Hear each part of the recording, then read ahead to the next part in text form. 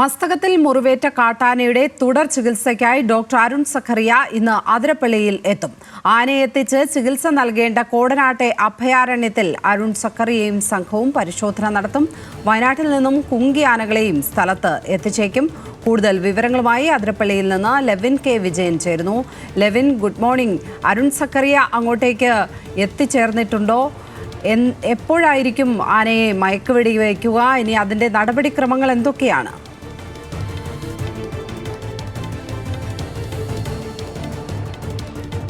മണിയോടുകൂടി അരുൺ സഖറിയയും സംഘവും മലയാറ്റൂരിലെ IB ഓഫീസിൽ എത്തിയിട്ടുണ്ട്.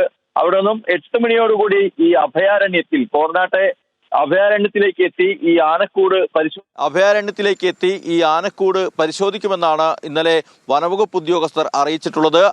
അരുൺ സഖറിയയും സംഘവും പ്രധാനമായും ആനക്കൂട് പരിശോധിക്കുന്നത് നേരത്തെ വനവകുപ്പ് നടത്തിയ പ്രാഥമിക പരിശോധനയിൽ ഈ ആനക്കൂടിന് ആവശ്യത്തിനുള്ള ബലമില്ല, ഒരു കൊമ്പനെ കൊണ്ട് താമസിപ്പിച്ച് ചികിത്സ നൽകാൻ ആവശ്യമായ ബലമില്ല എന്നുള്ള പ്രാഥമിക പരിശോധനയിൽ കണ്ടെത്തിയിരുന്നു.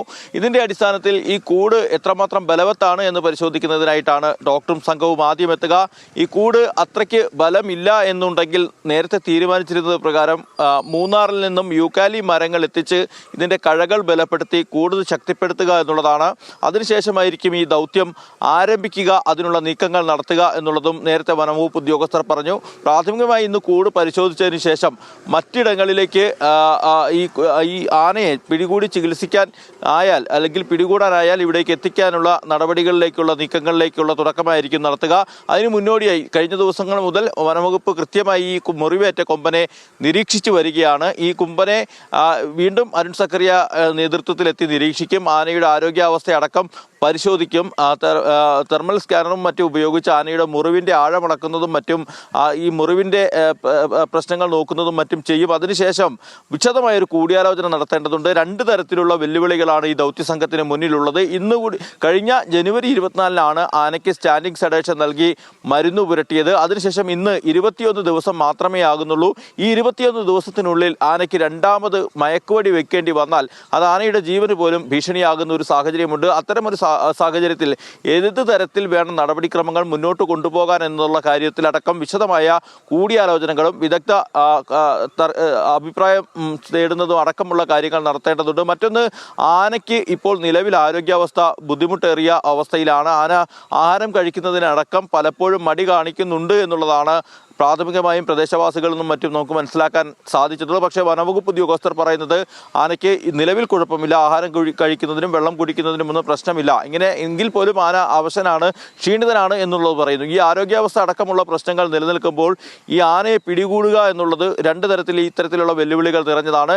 ഇനി ഈ സാഹചര്യങ്ങളെല്ലാം അനുകൂലമായാലും ആനയെ പിടികൂടുന്നതിന് ചെറിയ കാലതാമസമുണ്ടാകും. അതിന് വയനാട്ടിൽ നിന്നും കുങ്കി ആനകളെ അതിരപ്പള്ളിയിലേക്ക് എത്തിക്കണം. അതിനുശേഷം പഴയപടി ആനയെ കണ്ടെത്തി മയക്കുവെടി വെച്ച് പിടികൂടി കുങ്കിയാനകളുടെ സഹായത്തോടു കൂടി എറണാകുളത്തെ കോടനാട്ടുള്ള ക്യാമ്പിലേക്ക് എത്തിക്കണം. പക്ഷേ ഇക്കാര്യങ്ങളിലൊക്കെ അന്തിമ തീരുമാനമെടുക്കേണ്ടതുണ്ട്. കോടതിയുടേതായിട്ടുള്ള അനുമതി വാങ്ങേണ്ടതുണ്ട്. കാരണം വനത്തിൽ നിൽക്കുന്ന ആനയെ പിടികൂടി ചികിത്സ നൽകാൻ കോടതിയുടെ അനുമതി വേണം. CCFന്റെ പ്രത്യേക ഉത്തരവും മറ്റും സർക്കാരിൻ്റെ ഉത്തരവും മറ്റും അനുകൂലമാവണം. പക്ഷേ ഇതെല്ലാം ഈ ആനയുടെ ആരോഗ്യ സാഹചര്യം പരിഗണിച്ചുകൊണ്ട് അനുകൂലമാകും, അല്ലെങ്കിൽ അതിനുള്ള അനുമതികളൊക്കെ ലഭിക്കും എന്ന് തന്നെയാണ് വനവകുപ്പിന് മുന്നിലുള്ള പ്രധാന കാരണം. ഇതെല്ലാം ഈ സാങ്കേതിക നടപടികളെല്ലാം പൂർത്തീകരിച്ചാലും 2 പ്രധാനപ്പെട്ട കാര്യങ്ങൾ: ഒന്ന്, ആനയുടെ ആരോഗ്യാവസ്ഥ, ആനയ്ക്ക് മയക്കുവെടി വെക്കുന്ന കാര്യം; രണ്ടാമത് ഈ കൂടിൻ്റെ ബലം.